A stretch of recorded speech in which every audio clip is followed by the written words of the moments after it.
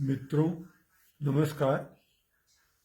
कबीरदास जी के ऊपर लिखी गई मेरी जल जल ही समाना कविता का काव्य पाठ जो पहला भाग आप लोगों ने सुना वह आप लोगों ने काफ़ी पसंद किया और करीब 1200 से ऊपर लोगों ने देखा उसे। तो उसे देखते हुए मुझे ये लगा कि इसके दूसरे भाग, जहाँ तक मैंने पहले दिन कविता का व्याख्या सहित पाठ किया था, उसे आगे बढ़ना चाहता हूँ। लेकिन कुछ ऐसे भी मित्र होंगे जिन्होंने ये पहले काव्य पाठ में कुछ अंश जो संभवतः संपादन के कारण या कुछ यांत्रिक त्रुटियों के कारण वह सुनाए जाने से रह गया था, उसको मैं दोहरा देता हूँ। कविता यहाँ तक पहुँचती है कि नीरू को कबीरदास एक शिष्य के रूप में मिलते हैं और नीरू वहाँ पहुँचता है और एक स्वाभाविक है कि एक बच्चे को देखकर वो पहला प्रश्न यही होता है कि ये किसका बच्चा है, किसका शिशु है, इसका कोई मालिक है, स्वामित्व तो किसका है इस पर। और क्योंकि वह निसंतान था तो स्वाभाविक है कि वो बच्चा उसके लिए महत्वपूर्ण रहा होगा। तो पूछता है कि किस, लेकिन यहाँ पर कविता में वह किसका शिशु है नहीं पूछा गया है, बल्कि उसको एक नया आयाम देने के लिए, बृहत्तर आयाम देने के लिए यह नीरू कहता है किसका जीवन है यह। और उसके बाद किसका जीवन है यह पूछा नीरू ने बार बार, जोर जोर से चिल्लाकर। हम कल्पना कर सकते हैं कि उसने पुकारा होगा कि भाई यहाँ बच्चा पड़ा है, ये बच्चा किसका है। लेकिन इसको कविता में इस तरह से कहा गया है कि किसका जीवन है यह, सोचा नीरू ने। पहले तो उसने सोचा किसका जीवन है यह, पूछा नीरू ने बार बार। उसके बाद प्रकट रूप में आवाज ध्वनि करके उसने पूछा होगा। उसकी सारी प्रतिध्वनियां उस तक ही लौट आई।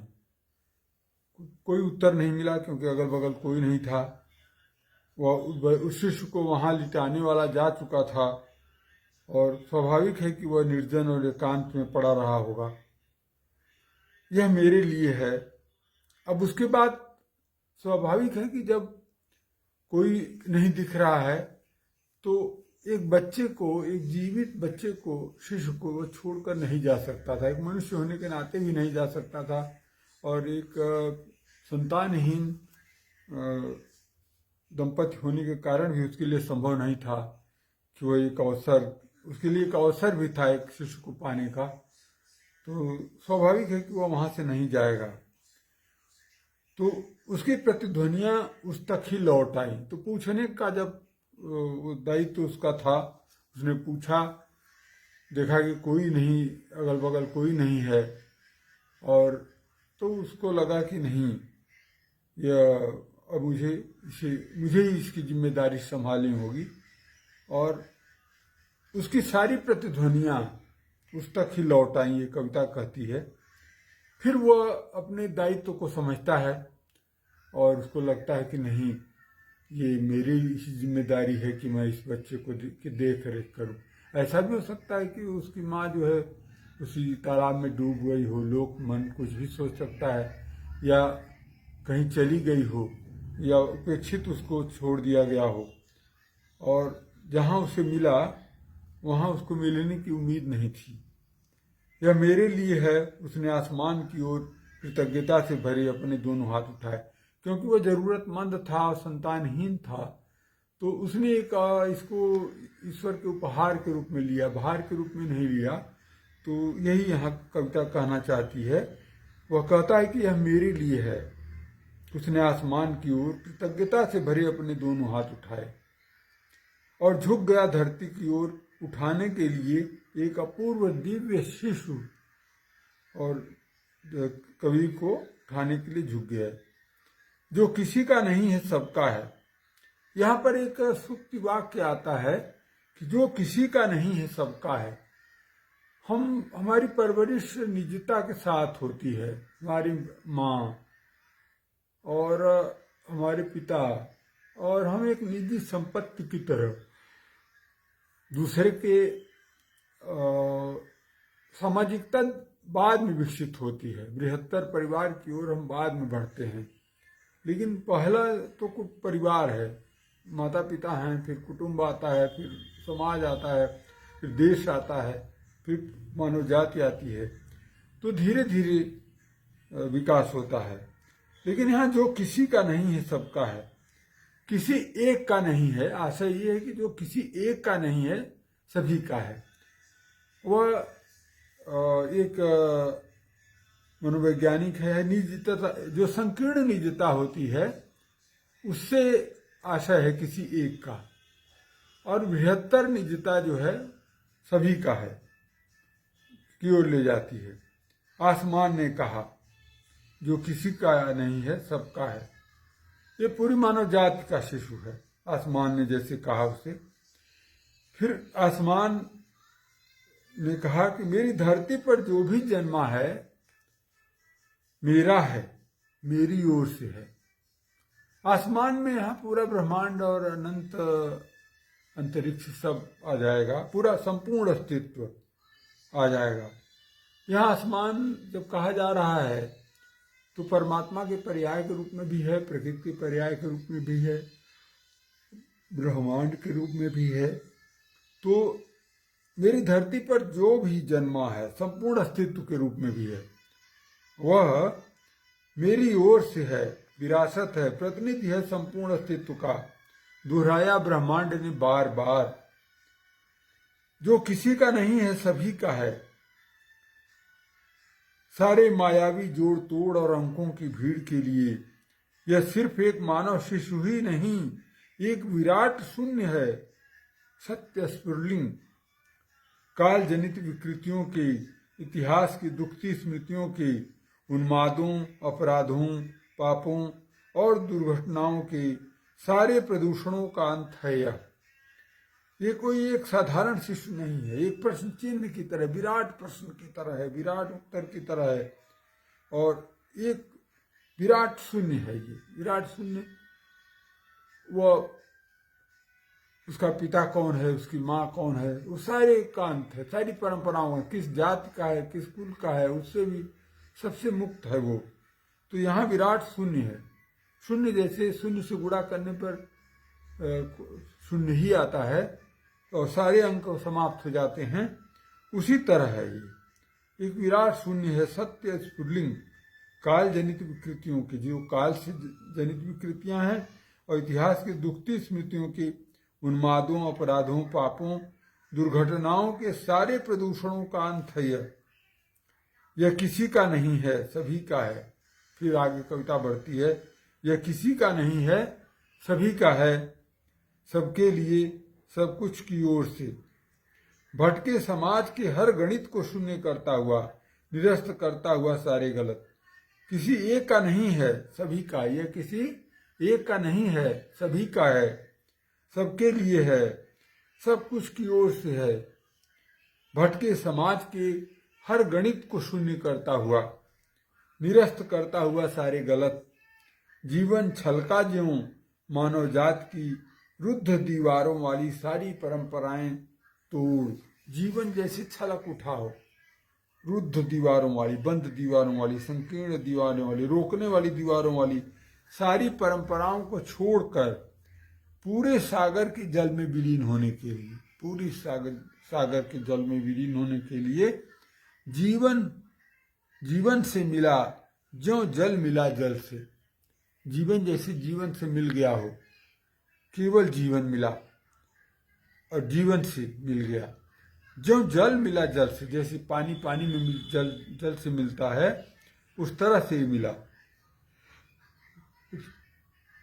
जले हुए जले हुए घरौंदे से बाहर का पूरा धरती घर, जले हुए घरौंदे, छोटा सा घरौंदा जो छोटा सा घर है, छोटे छोटे घर, बंद घर, हमारा है तुम्हारा है से आगे जले हुए घरौंदे से।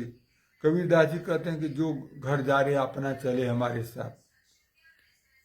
जले हुए घरौंदे से बाहर का पूरा धरती घर, खुली धरती का जो जिसका घर हो वह धरती घर।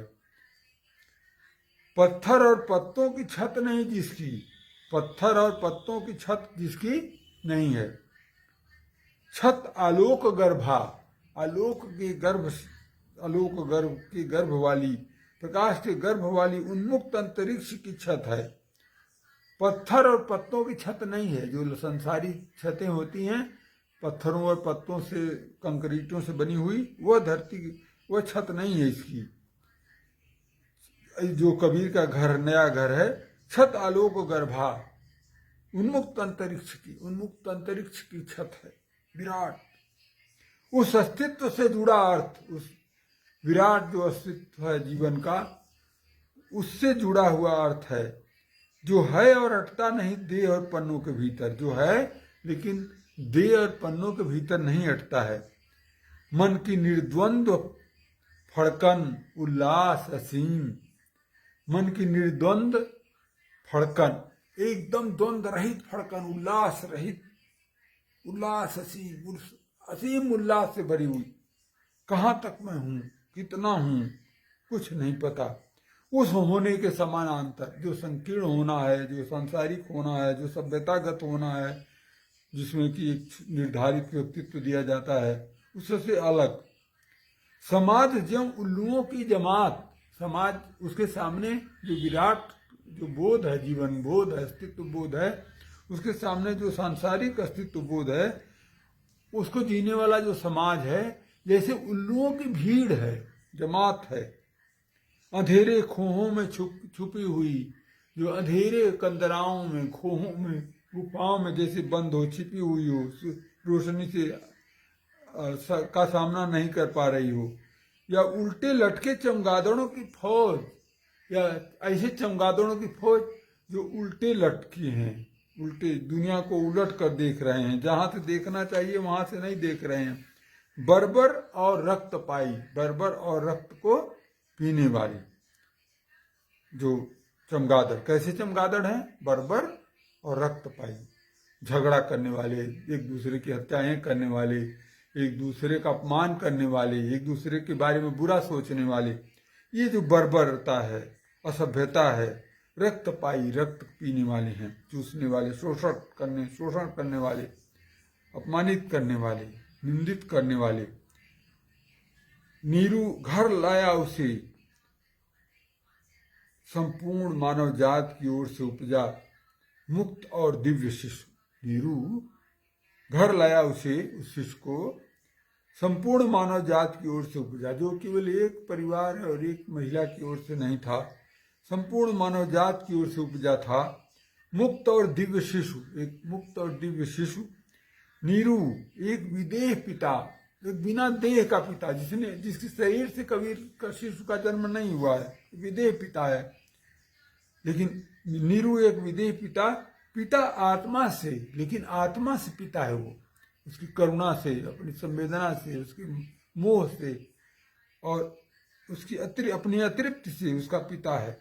पिता आत्मा से और मन से पिता है। पवित्र भाव से और अनुभूति से पिता है, पवित्र भावनाओं से पिता है, पवित्र अनुभूतियों से पिता है। पवित्र बुद्धि से पिता है और पवित्र चेतना से पिता है। पवित्र भाव से और अनुभूति से, बुद्धि से और चेतना से, युगों से अतृप्त की अतृप्ति, युगों से अतृप्त की तृप्ति। जो युगों से लग रहा था, लंबे समय से उस संतान वात्सल्य के लिए भूखा था, उसकी तृप्ति है वो शिशु। आत्मा का पिता बना नीरू, आत्मा के पुत्र का शिशु, आत्मा का पुत्र है कबीर, उस आत्मा का पिता बना नीरू, मतलब सांसारिक पिता नहीं था वो। कबीर कहा उसे घर लाया। जैसे बुझे हुए चूल्हे के लिए यत्न से उठाकर लाया गया अंगार, जिसका परिवार नहीं चलना था, बुढ़ापे में अकेले रहना था, जैसे बुझे हुए चूल्हे के लिए, जैसे चूल्हा बुझ गया हो, यत्न से उठाकर लाया गया अंगार, यत्न से प्रयत्न पूर्वक उठाकर ले आया हुआ अंगार हो, जल आग का अंगार उठा लाया हो। कोई शिष्य नहीं था, वो चूल्हे को जलाने के लिए अंगार उठा लाया हो। आग, पहले लोग आग से आग जलाते थे। जल उठा घर नगर, उसके बाद घर नगर सब जल उठा। दहक उठी बस्तियां, बस्तियां सुलग उठी, जल उठी। मंदिरों मस्जिदों के कटघरे में पड़े रुद्ध सत्य को, मंदिरों और मस्जिदों के कटघरे में पड़े हुए रुद्ध सत्य, जो रुधा हुआ, रुका हुआ सत्य, अवरुद्ध सत्य जो था, भूकंप सा कपाता हुआ अनंत सत्य, मानो भूकंप के, जैसे भूकंप कपा देता है उसकी तरह कपाता हुआ अनंत सत्य, संपूर्ण धरती के लिए, संपूर्ण सारी धरती के लिए अपना मुक्त संदेश लिखता हुआ, संपूर्ण धरती के लिए अपना मुक्त संदेश लिखता हुआ, सारी धरती के लिए अपना मुक्त संदेश लिखता हुआ हो। भूकंप सा कपाता हुआ अनंत सत्य, संपूर्ण धरती के लिए अपना मुक्त संदेश लिखता हुआ, अपनी मुक्ति का संदेश लेकर आया हो, ऐसा शिशु हो संपूर्ण धरती के लिए। घर पहुंचा नीरू और शिशु को निपुति पत्नी नीमा को दिया, उसकी गोद में दिया, निपुति पत्नी नीमा की गोद में दिया दिव्य उपहार सा, एक दिव्य उपहार के समान से दिया। बड़ा होकर वह भी जुलाहा बना, बड़ा होकर वह भी जुलाहा बना, कबीर भी जुलाहा बना। अब कबीर अपने को कहते हैं कि मैं जुलाहा हूँ, और कैसे बीनी चदरिया, झीनी झीनी बीनी चदरिया में अपने उसी में रूपक सर्व नहीं, श्रमजीवी थे, वर्ग से थे, और उसको बहुत शान से, बहुत ही गौरवपूर्ण ढंग से उन्होंने झीनी झीनी बीनी चदरिया जो लिखा है, तो उसको जो है फिर आगे कविता में भी लाना जरूरी था, उनकी उस स्वाभिमान का, जो श्रम से लज्जित नहीं होता है, आधुनिक है, इस दृष्टि से आधुनिक है।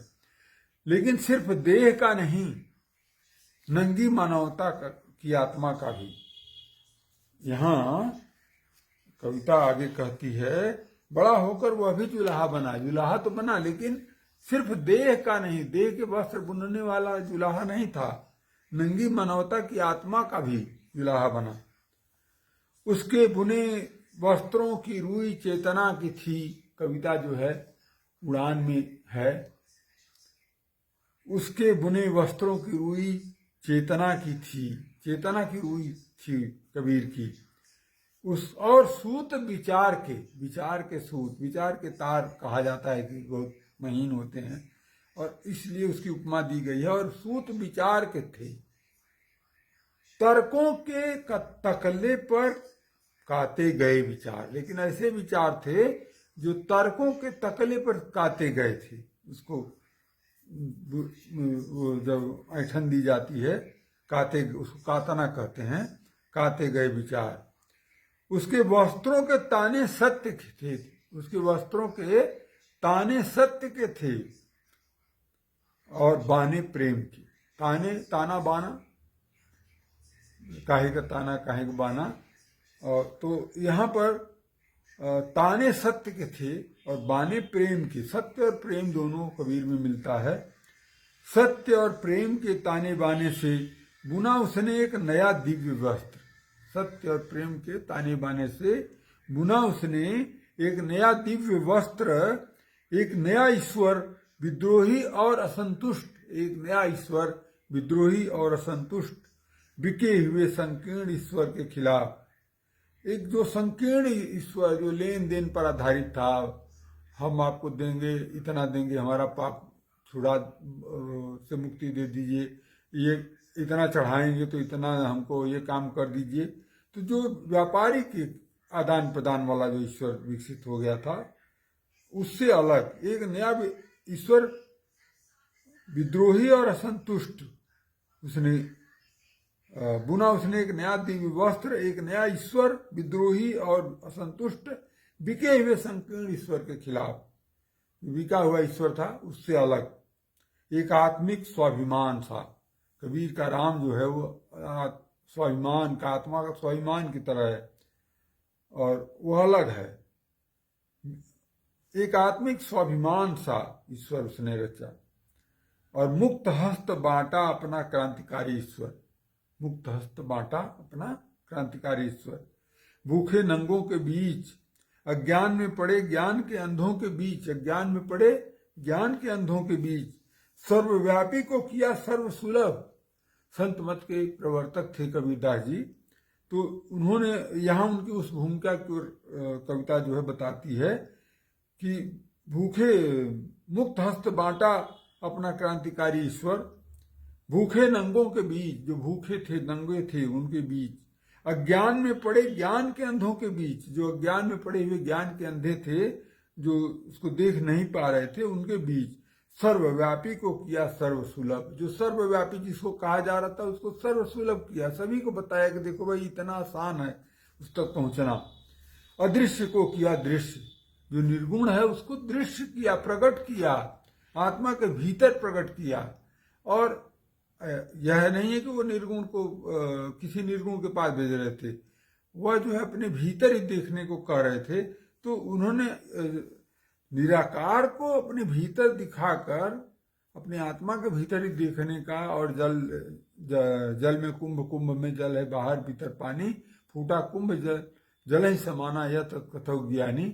तो इसमें जो है इसका साफ है कि वह चारों ओर सर्वव्यापी ब्रह्म को जीने की बात कर रहे हैं और कह रहे हैं कि अहंकार के घड़े को फोड़ देना है और दोनों के बाहर भीतर, जीवन के भीतर और जीवन के बाहर दोनों पानी रूपी परमात्मा व्याप्त है, ब्रह्म तत्व व्याप्त है, जीवन तत्व अद्वितीय दिव्य तत्व व्याप्त है और केवल अहंकार के घड़े को तोड़ने मात्र से वो दोनों एक हो जाएंगे। तो ये जो है उसको देखें कि अदृश्य को किया दृश्य, जिसको निर्गुण निराकार का उसको न सीधे सीधे बताया कि नहीं भाई तुम तो घिरे हुए हो, उसके लिए बाहर नहीं जाना है, तो दृश्य किया, दिखाया, अपने भीतर जी के दिखाया। संत मत आचरण पर बल देता था और अपने भीतर, चाहे वो गुरु नानक देव जी रहे हों, चाहे ये कबीर रहे हों, सभी ने आचरण की पवित्रता पर, और रैदास ये मन चंगा तो कठौती में गंगा, तो आचरण की पवित्रता पर ज़्यादा महत्व रहा और उसके माध्यम से और अपने को बहुत ही सम्मान के साथ देखा है। देखने की बात, जैसे कि गीता में कहा गया है कि जो भांति भांति का कष्ट दे मुझ अंतर्यामी को किस करता है, उससे भी मैं प्रसन्न नहीं होता हूँ। तो ये मुझ अंतर्यामी को मतलब अपने भीतर देखना, वो भी एक निर्गुण का ही स्वरूप है। ये गीता भी वही बात कहती है। ये लेकिन उसको लोग समझ नहीं पाते हैं और चूंकि वो धीरे धीरे कृष्ण की पूजा की ओर मोड़ दिया गया। लेकिन कृष्ण गीता में स्वयं कहते हैं कि मुझ अंतर्यामी को कृष्ण जो करते हैं, भांति भांति का उपवास, व्रत उपवास और कठिन कष्ट देकर, उनको भी मैं सिद्ध नहीं होता हूँ। तो ये साफ है कि उनका आशय था कि अपने भीतर व्याप्त अंतर्यामी को ईश्वर के रूप में पहचान की जाए, लेकिन वह पुजारियों को उसको ये स्वीकार नहीं था कि उधर लोगों का ध्यान जाए, क्योंकि फिर पूजा करना बंद कर देंगे दूसरे की और बाहर की उसका। तो निर्गुण को गुणात्मक किया, समदर्शी को समदर्शित, जीवन भर बुनता रहा आत्मा के वस्त्र, सजाता रहा जीवन, पहनाता रहा नंगी आत्माओं को पुकार पुकार कर, कोई नहीं गाया, झूठी दुनियाओं का दर्द उभर आया, सिर्फ गाता रहा कबीर। एक बड़े घर के लिए सिर्फ गाता रहा कबीर। एक बड़े घर के लिए छोटे खिलौना घरों को जलाकर निकलने के लिए पुकारा उसने। छोटे जो खिलौना घर हैं उनको जलाकर निकलने के लिए पुकारा उसने, उसका चुनौती भरा स्वर खुली धूप में भी न देख पाती हुई उल्लू की आंखों वाली मिचमिची दुनिया के लिए था। कविता स्पष्ट है, निर्गुण को गुणात्मक किया, गुण से युक्त किया। और हजारी प्रसाद द्विवेदी जी ने भी कहा है कि ऐसा नहीं है कि निर्गुण गुणहीन है। कबीर कहते हैं कि चींटी के पग निर्भर बाजे सो भी साहब सुनता है, क्या तेरा साहब बहरा है। तो सुनता है तो वो निर्गुणहीन कैसे हो सकता है? तो सुनने का गुण तो है, उसमें अंतर्यामी भी है, तो वो जो निर्गुण है वह भी गुणहीन नहीं है, गुणयुक्त है। तो निर्गुण को गुणात्मक किया, इस अर्थ में है। समदर्शी को समदर्शित, जो समदर्शी है, सबको देखने वाला, समान रूप से देखने वाला है, उसको समान रूप से दिखने वाला बनाया। और देखिए, अवतारवाद में कोई एक अवतार है। शंकराचार्य इस मामले में प्रगतिशील हैं कि जिस युग में आए उन्होंने सबके भीतर आत्मा के दर्शन और ब्रह्म सत्य जगत मिथ्या कहा। और एक तरह से वही बात कबीर भी उसी तरह की बात करते हैं। सभी के भीतर देखना, समदर्शित करना, सभी समान रूप से दिखलाई पड़ना। जीवन भर बुनता रहा आत्मा के वस्त्र, आत्मा के वस्त्र जुलाहा कबीर, आत्मा के जुलाहे कबीर बुनते रहे, सजाते रहे जीवन को, पहनाते रहे नंगी आत्माओं को पुकार पुकार कर। कोई नहीं गाया, लेकिन उसके बाद भी दुनिया जहाँ की तहाँ है और कोई नहीं गाया। झूठी दुनियाओं का दर्द बढ़ आया, झूठी दुनियाओं का उनका कष्ट बना रहा। सिर्फ गाता रहा कबीर, लेकिन कबीर सुनाते रहे, गाते रहे। एक बड़े घर के लिए छोटे खिलौना घरों को जलाकर निकलने के लिए पुकारा उसने। छोटे जो खिलौना घर है उनको जलाकर निकलने के लिए, बाहर निकलने के लिए कहा। जो घर जा रहे अपना चले हमारे साथ, इसी की ओर इशारा है। उसका चुनौती भरा स्वर खुली धूप में भी न देख पाती हुई उल्लू की आंखों वाली मिचमिची दुनिया के लिए, जिसकी आंखें नहीं खुल रही हों, और उल्लुओं की आंखों वाली मिचमिची दुनिया जो आंखें बंद करके देखती है। एक विराट चुंबक की तरह हिंदू मुसलमानों में बटे बिखरे जीवनों को लौह कणों की तरह खींचा। पंडितों, पुरोहितों, मुल्लाओं द्वारा मंदिरों मस्जिदों को धर्म बेचने की दुकानों में बदल दिए जाने के खिलाफ। एक विराट चुंबक की तरह हिंदू मुसलमानों में बटे बिखरे जीवनों को लौह कणों की तरह खींचा। पंडितों, पुरोहितों और मुल्लाओं द्वारा मंदिरों और मस्जिदों को धर्म बेचने की दुकानों में बदल दिए जाने के खिलाफ। पंडे घबराए और मुल्ला, दुकानें सूनी पड़ने लगी ग्राहकों के बिना। धर्म की दुकानें सूनी पड़ने लगी ग्राहकों के बिना। पंडों और मुल्लों ने कहा, यह जुलाहे का पुत्र तो हमारी दुकान बंद करा देगा। क्या और कैसे खाएंगे हम? यह कपड़ा बुनता है और जीता है, पद रचता है हमारे विरुद्ध। इसके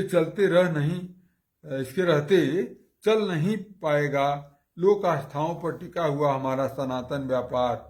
क्या शैतान हमारी कुछ भी सहायता नहीं करेगा? इसके चलते लोक आस्थाओं पर टिका हुआ, लोक की आस्थाओं पर टिका हुआ हमारा सनातन व्यापार नहीं चल पाएगा।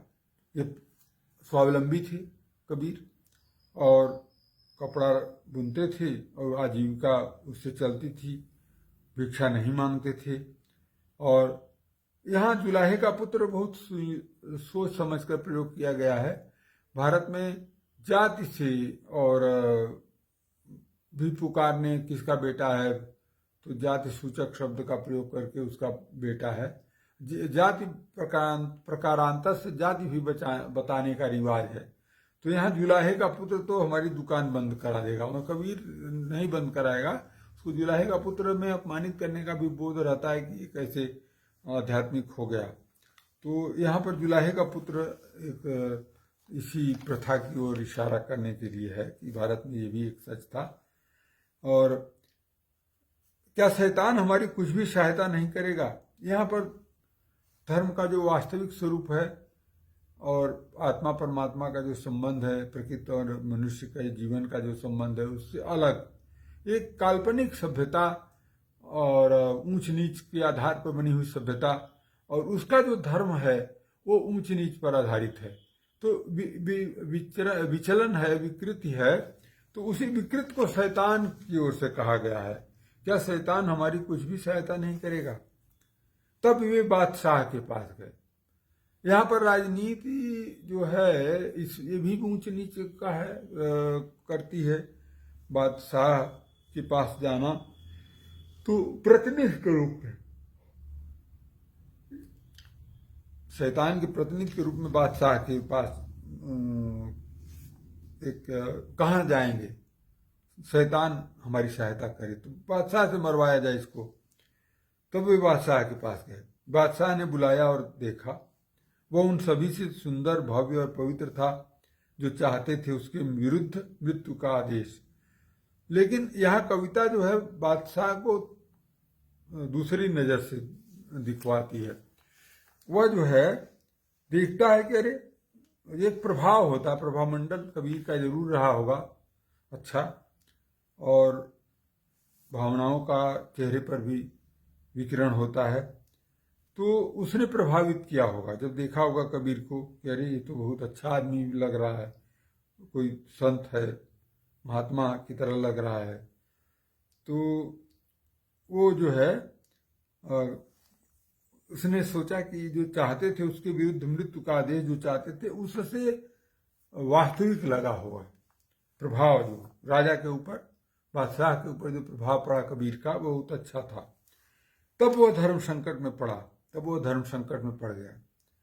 उसने भीतर ही भीतर अपने इष्ट से प्रार्थना की। उसने भीतर भीतर अपने इष्ट से यानी अल्लाह से कहा होगा, क्योंकि प्रार्थना किया और प्रणाम किया उसे कि वह स्वयं निरपराध रहेगा।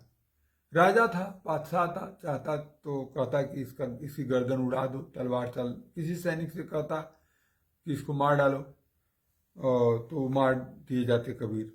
लेकिन उसने ऐसा नहीं किया और उसने अपने इष्ट से प्रार्थना की। उसे लगा कि कहीं ये सचमुच न संत हो, फकीर हो और ऊपर वाले का भक्त हो तो वह नहीं मार सकेगा। और प्रणाम किया उसे कि वह स्वयं निरपराध रहेगा, कि मैं अपनी जिम्मेदारी नहीं लूंगा, मैं स्वयं नहीं मरवाऊंगा इसे। प्रकट में उसने कहा, यदि यह सारी दुनिया की आत्मा की ओर से है, अर्थात परमात्मा की ओर से है, और है परम ज्योति की ओर से, परम ज्योति की ओर से परमात्मा का ही दूसरा नाम, तो उसे पहचान लेगा पशु भी। माना जाता है कि सभी उसके अधीन है, सभी जीव उसके अधीन है। तो ये जो है पशु भी पहचान लेगा। उसने कहा, हाथी लाओ और इसे उसके विकराल पैरों से कुचलवा दो। उसने फिर कहा कि हाथी से इसको कुचलवा दो, हाथी को इस पर दौड़ाओ, इसे कोई मनुष्य नहीं मारेगा। मनुष्य अपनी अंतर्दृष्टि को खो चुका है, पवित्रता को खो चुका है और वो सभ्यतागत विकृतियों का शिकार है। तो यहाँ पर राजा, यहाँ कविता उसी का इशारा कर रही है कि इसे कोई मनुष्य नहीं मारेगा। मनुष्य नहीं मारेगा का मतलब मनुष्य पर नहीं पहचान सकता, उसको उसके दिमाग में लगेगा कि अपने पूर्वाग्रहों के कारण वह नहीं मार सकता है, उसे कोई मनुष्य नहीं मारेगा। क्या पता कि यह सारी मानव मनुष्यता के लिए हो, क्या पता कि यह सारी मानव जात के लिए हो। और अगर ईश्वर की ओर से हुआ तो वह फिर उसके बाद हाथी आया और उसने चारों ओर उमड़ती मूर्ख तमाशाई मनुष्यों की भीड़ के बीच, उसने देखा कि खूब भीड़ है और उसके बीच मैदान में जंजीरों से बंधा एक दिव्य मनुष्य देखा, एक बंधा हुआ, क्योंकि राजा के पास आया है तो कैद लाया गया होगा। उसने पहचाना और प्रणाम किया। यह सारी दुनिया की आत्मा की ओर से है। हाथी ने पहचाना कि देखा कि अरे ये तो बहुत आत्मविश्वास से भरा हुआ है, कोई कारण नहीं है कि इसे दबाया जाए, और प्रणाम किया। ये कविता कहती है, यह सारी दुनिया की आत्मा की ओर से। उसने पहचाना, ये बात पहचान ली, जानकर बचाया और रास्ता काटते हुए निकल गया दूसरी ओर। महावत ने उसे फिर अंकुश मारे, फिर वापस लाया महावत, फिर हाथी को कहा कि चलो इसको दबाओ, दौड़ाओ, सामने उसकी दौड़ाया, लेकिन उसने रास्ता काट के दूसरी दिशा पकड़ ली। उसने अंकुश मारे, उसने इनकार किया। बादशाह ने सिर झुका लिया। मुल्ला और पंडित घबराए। शैतान की हार देख जनता ने हर्ष ध्वनि की। जनता खुश हुई। जो सामान्य जनता थी वह खुश हो गई। आगे कविता चूंकि कथात्मक है इसलिए मैं व्याख्या नहीं कर रहा हूं और आपको आनंद आ रहा होगा, और मैं चाहता हूं कि लंबी कविता है, तीसरा भाग न बनाना पड़े, तो इसको मैं पढ़ डालता हूं। पंडितों और मुल्लाओं ने फिर सोचा, यह जुलाहे का